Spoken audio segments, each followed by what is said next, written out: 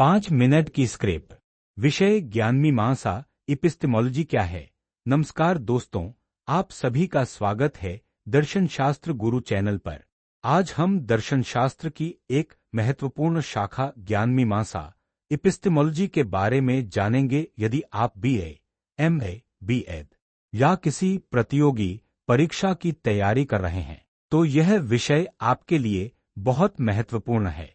सबसे पहले समझते हैं कि ज्ञानमीमांसा शब्द का अर्थ क्या है। ज्ञानमीमांसा दो शब्दों से मिलकर बना है। ज्ञान और मीमांसा। ज्ञान का अर्थ है जानना और मीमांसा का अर्थ है गहन विचार या विवेचना।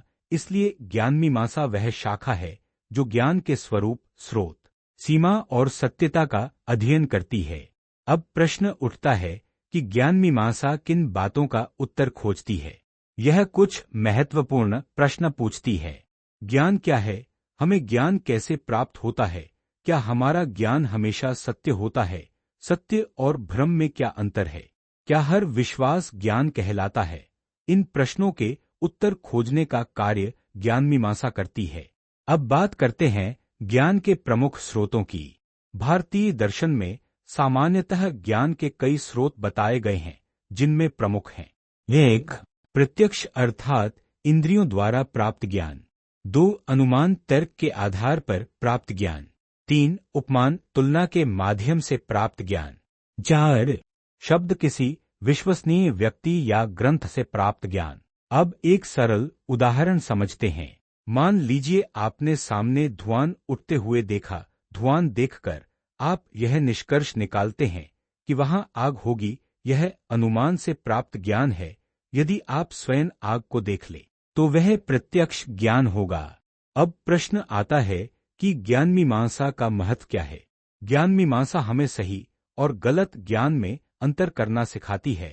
यह हमारी सोच को तार्किक बनाती है और बिना प्रमाण किसी बात को स्वीकार करने के बजाय उसके पीछे कारण खोजने की प्रेरणा देती है।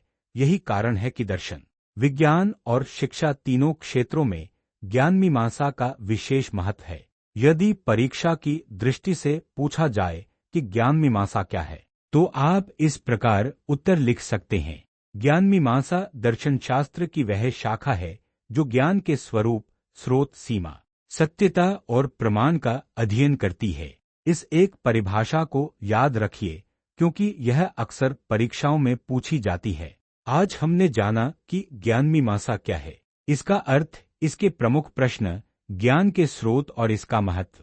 अगर आपको यह वीडियो उपयोगी लगा हो तो इसे लाइक करें, अपने दोस्तों के साथ साझा करें और दर्शन शास्त्र गुरु चैनल को सब्सक्राइब करना न भूलें।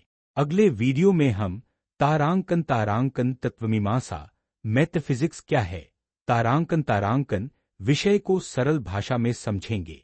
धन्यवाद। मिलते हैं अगले वीडियो में।